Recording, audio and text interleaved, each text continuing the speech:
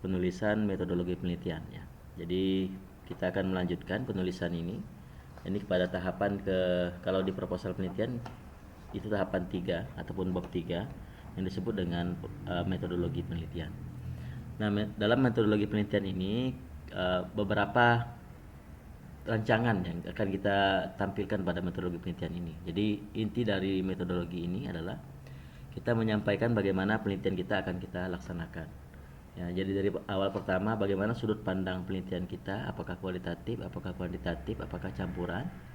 Yang kedua, bagaimana kita mengambil datanya yang disebut dengan sumber data penelitian ataupun apa data penelitiannya.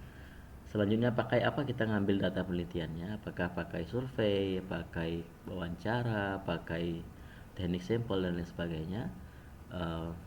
Yang selanjutnya bagaimana cara kita menganalisis data penelitiannya, apakah pakai analisis data pakai menggunakan aplikasi dan lain sebagainya. Nah, itu akan kita jelaskan di bagian metodologi penelitian, karena memang di bagian metodologi penelitian ini sebagai hal teknis ya, teknis dari sebuah penelitian. Nah, seperti yang kita ketahui pada minggu-minggu sebelumnya yang saya sering bahas bahwa perbedaan antara teks ilmiah dengan teks non ilmiah itu adalah diletakkan di bagian metodologi penelitiannya. Jadi metodologi penelitian itu mencukupi keilmiahan ya dari satu teks itu. Jika ada metodologi penelitian di situ, maka ilmiahlah naskah tersebut. Nah, ilmiah berarti di sini ada tahapan-tahapan yang perlu kita lakukan ataupun ada tahapan-tahapan keilmuan yang harus kita jalani dalam sebuah penelitian. Makanya ada ukuran tertentu ya. Apabila ukuran tersebut tidak tercapai, maka kita tidak juga bisa disebut sebagai juga tidak bisa disebut teks itu sebagai teks ilmiah ya. Jadi patokan-patokan itu ataupun dasar-dasar keilmiahannya berupa metodologi penelitian harus dipenuhi. Nah, seperti apakah sebenarnya itu metodologi penelitian ya? Ini saya contohkan untuk penelitian kualitatif ya. Jadi untuk yang penelitiannya kualitatif dan dampak itu bisa nanti mengikuti apa yang saya contohkan ya. Namun yang untuk penelitian kuantitatif itu yang pakai TAM dan UTAUT, silakan nanti lihat contoh metodologi penelitian yang dapat dilihat pada artikel yang dijadikan kajian literatur kemarin ya. Lihat saja, samakan saja bentuknya ataupun nanti cari referensi-referensi lain. Yang penting itu patokannya ya, patokan menulisnya nanti kajian metodologi penelitiannya dari artikel tersebut. Jadi kita akan lihat sama-sama ya bagaimana cara peneliti kuantitatif itu menentukan instrumennya ya, ataupun nanti mereka sebutkan Google Form dan lain sebagainya itu untuk alat-alat dari pengumpul data penelitiannya. Namun kita akan bahas dulu untuk penelitian kualitatif ya, yang agak pendek sebenarnya pembahasannya mengenai metodologi penelitian ini. Saya akan contohkan.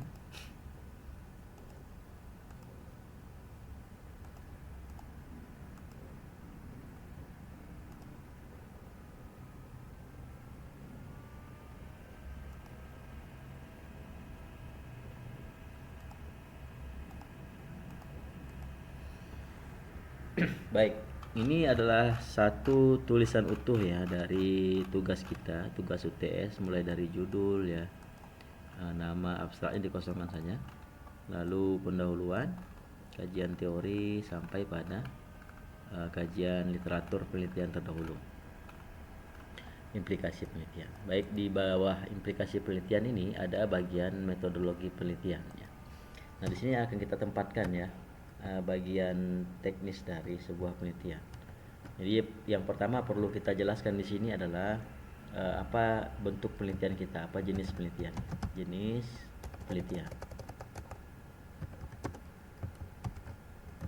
Jenis penelitian.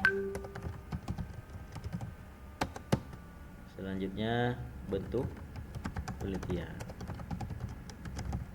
Lalu ada pendekatan atau kalau ada kajian. Lalu di sini ada data, sumber data dulu, sumber data. Lalu ada data, ada alat pengumpul data, ada teknik pengumpulan data, ada alat pengumpul data, dan selanjutnya ada teknik analisis data. Dan kalau 9 ini ada langkah-langkah pengumpulan data,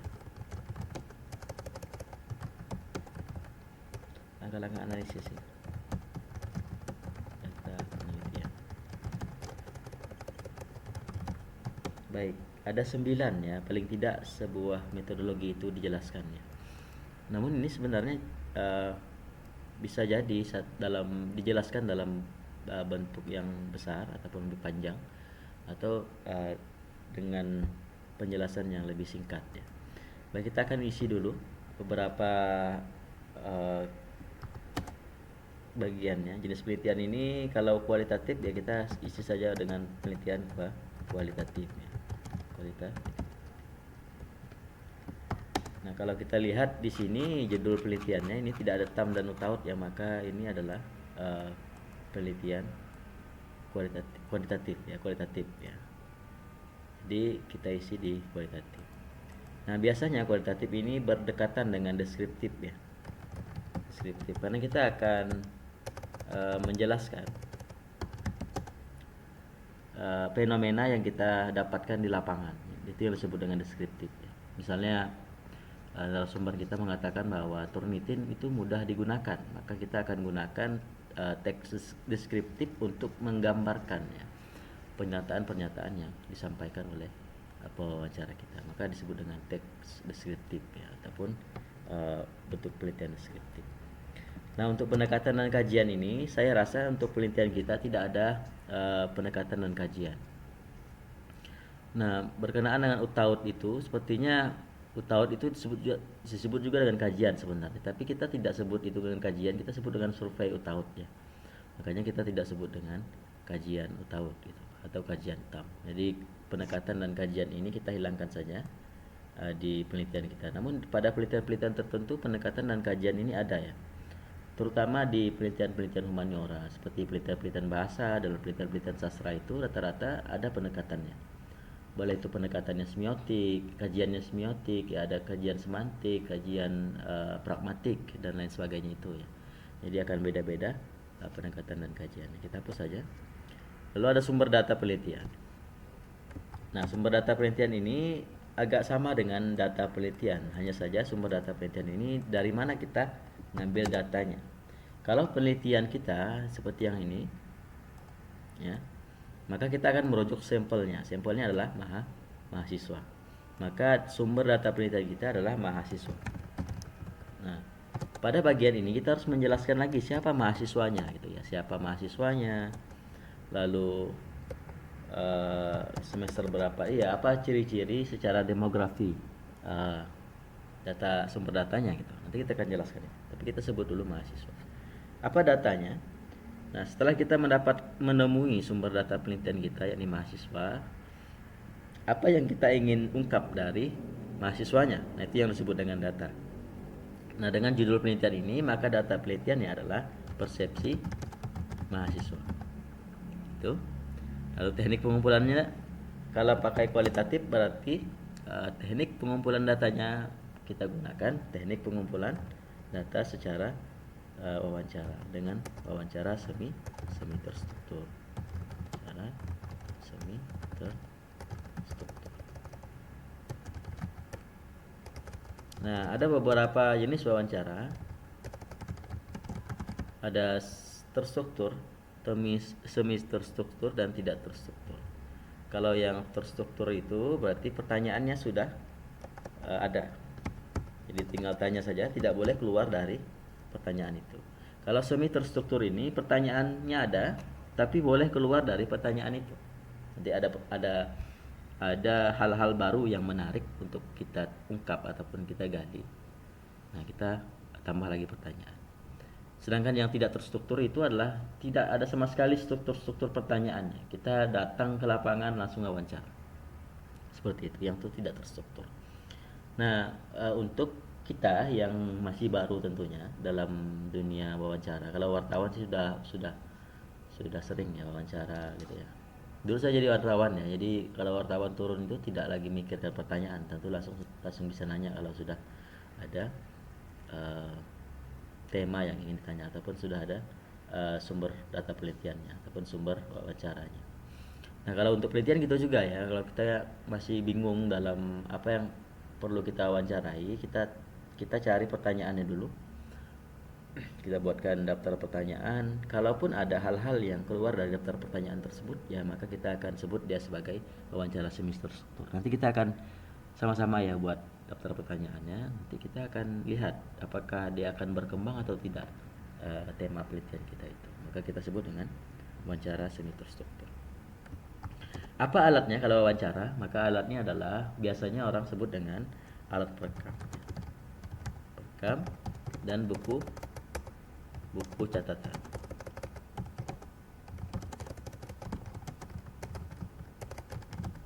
Nah, alat perekam ini seperti yang kita ketahui untuk merekam data-data penelitian ya, yakni persepsi mahasiswa terhadap penelitian itu. Buku catatan ini untuk mencatat bagian-bagian tertentu yang kira-kira ini masuk tema itu gitu, masuk tema ini saat kita wawancara itu. Makanya buku catatan juga penting untuk menandai kira-kira di ungkapan mana yang merupakan tema-tema tertentu. Lalu jika selanjutnya ya ada teknik analisis data. Kalau kita ini kualitatif ya, samakan saja semuanya teknik analisis datanya dengan data tematik ya. Nah, ini ada teorinya, nanti saya akan tampilkan bagaimana teorinya, bagaimana langkah-langkahnya. Langkah-langkah analisis data tematik. Nah, kalau untuk penelitian yang kuantitatif dengan TAM dan UTAUT itu, sekali lagi saya sampaikan bahwa gunakan saja seperti contoh yang di kajian literatur itu ya. Ada beberapa penelitian yang sama dengan penelitian kita, silakan ikuti saja seperti yang mereka buat. Saya ada contoh, nanti saya akan kirim juga kalau memang diperlukan untuk penelitian-penelitian UTAUT itu ya, bagaimana kita membuat sebuah metodologi penelitian. Dan agak panjang ya tentunya ya, metodologi penelitian UTAUT dan TAM itu lumayan panjang dan besar untuk diceritakan. Tidak masalah, itu ilmu pengetahuan ya, jadi kita ketahui untuk kedepannya biar lebih mudah penelitian kuantitatif ya. Baik, pada bagian metodologi ini kita jelaskan, kita deskripsikan bagaimana cara kita memandang penelitian ini. Ini dengan sudut pandang kualitatif atau kuantitatif.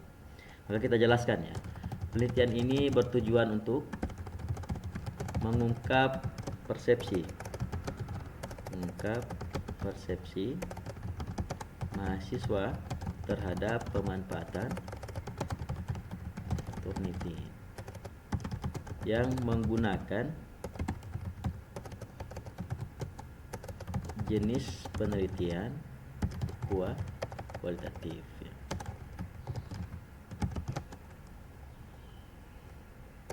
Deskriptif, satukan saja jenis penelitian dengan bentuk deskriptif.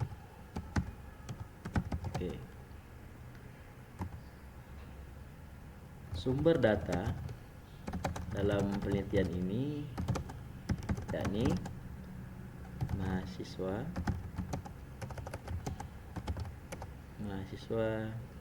yang terdaftar pada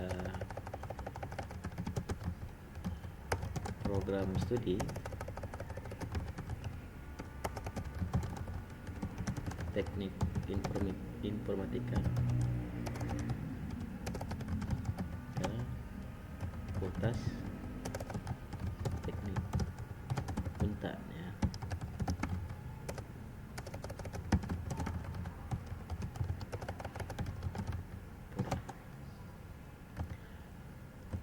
Demografi responden penelitian dapat dilihat secara lengkap pada tabel berikut ini. Oke. Maka kita akan buatkan tabel untuk responden penelitian. Tabel demografi penelitian. Tabel 1 demografi penelitian. Baik. Di sini kita akan jelaskan beberapa responden kita, namun tidak menyebutkan namanya. Kalau untuk penelitian-penelitian seperti persepsi seperti ini, kita dilarang ya untuk dianjurkan untuk tidak menyebutkan nama responden kita, karena memang responden kita dilindungi ya, untuk privasinya. Siapa tahu dengan mengungkapkan ini nanti takutnya dia dicari di kampusnya ya, karena mengungkapkan hal-hal yang tidak baik mungkin gitu ya, untuk menjaga privasinya. Maka kita sebut saja dengan kode ya. Kode responden. Nah, kalau kode di sini kita sebut dengan R1, berarti responden 1, responden 2, responden 3, responden 4 dan selanjutnya. Nah, kalau untuk penelitian kualitatif ya, kualitatif maksudnya untuk yang penelitian kualitatif dan dampak itu cukup nanti 7 minimal ya, minimal 7 orang yang diwawancarai. Berarti saya tandai 7 orang sini ya. 7 orang. Nah, yang diwawancara itu tentunya jangan sama semua ya pertanyaannya, bisa berpecah-pecah pertanyaannya. Misalnya pertanyaan 1 untuk R1 ataupun semua pertanyaan itu dijawab, tapi ambil yang mana yang memuaskan pertanyaannya. R6 dan R7. Nah, kita harus ingat ya, nanti R7 itu siapa? R8 itu siapa? R8 ada ya. R6 siapa? R5 siapa? Jadi kita hanya mengingat saja. Catatan kita harus ada tentang siapa kode-kode ini. Namun kita tidak perlu menyebutkan siapa orangnya. Di sini adalah jenis kelamin, boleh jenis kelamin. Lalu ada umur ya. Umur. Lalu ada frekuensi penggunaan. Frekuensi saja sini dalam minggu ya. Baik. Frekuensi ini maksudnya berapa kali responden kita menggunakan Turnitin misalnya. Kalau mereka menggunakan sebanyak 1 kali dalam seminggu, mungkin lumayan banyak ya. Ataupun dalam hitungan kita sedikit. Nah, kalau dalam 1 minggu dia menggunakan sebanyak 2 atau 3 kali, mungkin lumayan sedang ya, sedang. Lalu kalau yang menggunakan setiap hari, maka itu terhitung kita adalah pengguna yang sering. Nah, kalau Turnitin mungkin jangan mingguan ya, bulanan saja lah ya, dalam bulan.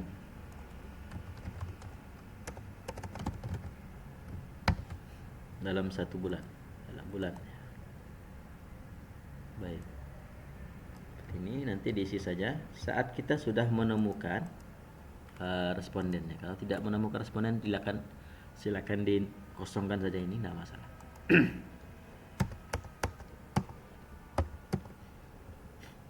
Baik, selanjutnya adalah sumber data penelitian maksudnya ya. Dan sumber datanya di atas itu. Data dalam penelitian ini ya, berupa tanggapan mahasiswa terhadap aplikasi Turnitin yang didapatkan melalui teknik nih ya, melalui teknik pengumpul data wawancara semi terstruktur. Nah, biasanya kalau deskripsi itu ya ini dijelaskan nih, deskriptif ini dijelaskan apa pengertiannya, kenapa memilih deskriptif. Kualitatif ini dijelaskan kenapa milih kualitatif, apa pengertiannya, dan dijelaskan kenapa alasan kita memilih ini. Boleh dijelaskan nanti di metodologi. Kalau di kuantitatif itu biasanya dijelaskan ya, kenapa kita milih kualitatif atau kuantitatif. Biasanya kalau kita penelitian yang di Scopus itu mereka menyebutkan bahwa penelitian kualitatif itu dipilih dalam penelitian ini karena penelitian kualitatif lebih bisa menjelaskan mengenai fenomena tertentu.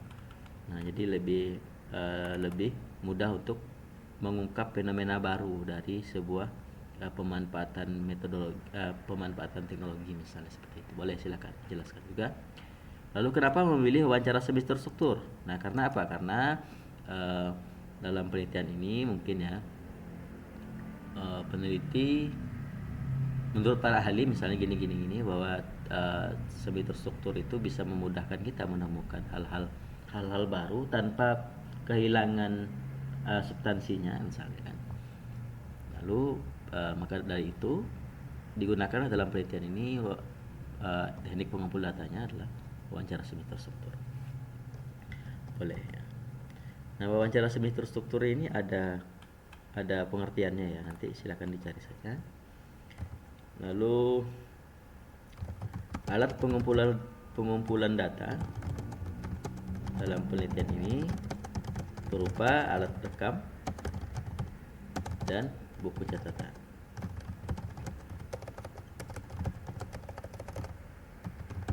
Alat perekam digunakan untuk mendokumentasikan ya, data penelitian yang dalam bentuk suara. Sedangkan buku catatan digunakan sebagai alat untuk mencatat beberapa tema penelitian, tema yang ditemukan dalam saat wawancara ya, saat wawancara di lapangan. Oke.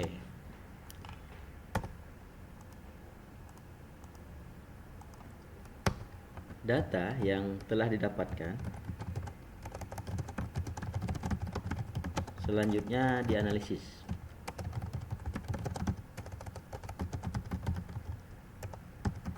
Menggunakan jenis penelitian, jenis menggunakan teknik analisis data tematik. Nah, ini kita jelaskan teknik analisis data tematiknya apa, tahapan-tahapannya dalam penelitian ini. Kebetulan saya sudah buat minggu kemarin ya. Ini beserta itunya, contohnya. Oke, ya.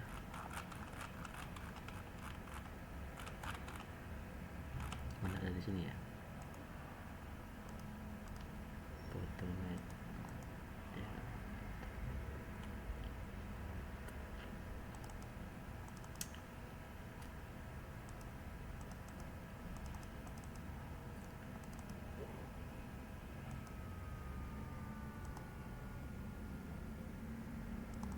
Oke, ini contohnya ada beberapa penelitian semi terstruktur ya. Ya, nih. Tematik ya. Nah, kita copy saja dulu untuk contoh ya. Ya, ini ya.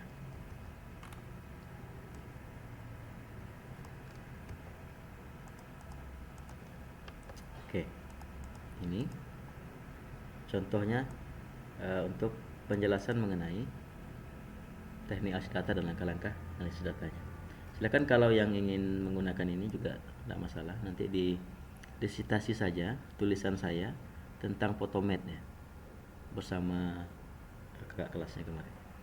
Dan citasi juga Brown and Clark-nya ya, novelnya ya, untuk menggunakan ini. Ini Photomat kita ganti menjadi Turnitin.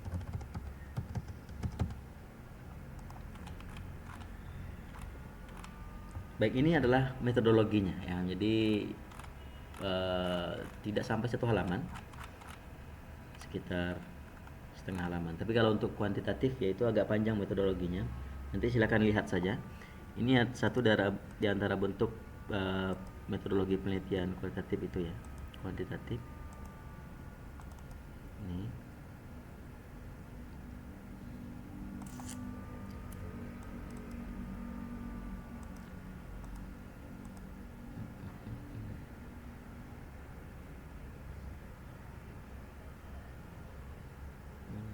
kada.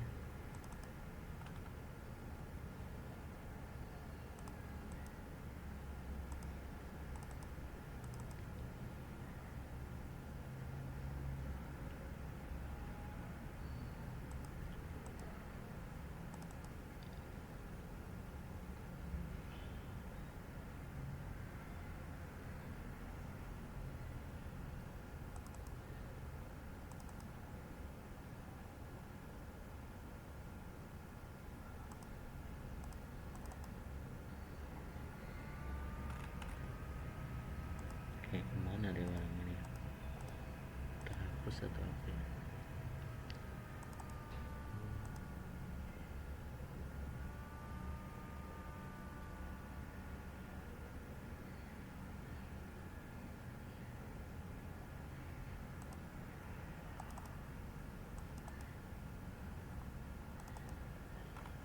Nah ini contohnya ya, ini contohnya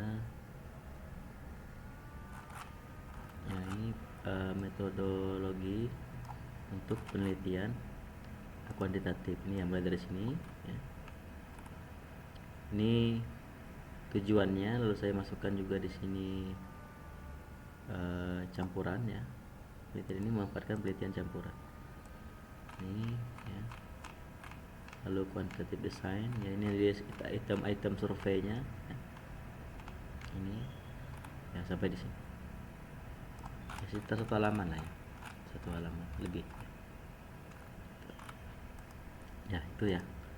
Nah, nanti cek saja untuk yang pakai thumb dan out, contohi saja ataupun lihat saja contoh yang telah dibuat oleh peneliti-peneliti sebelumnya.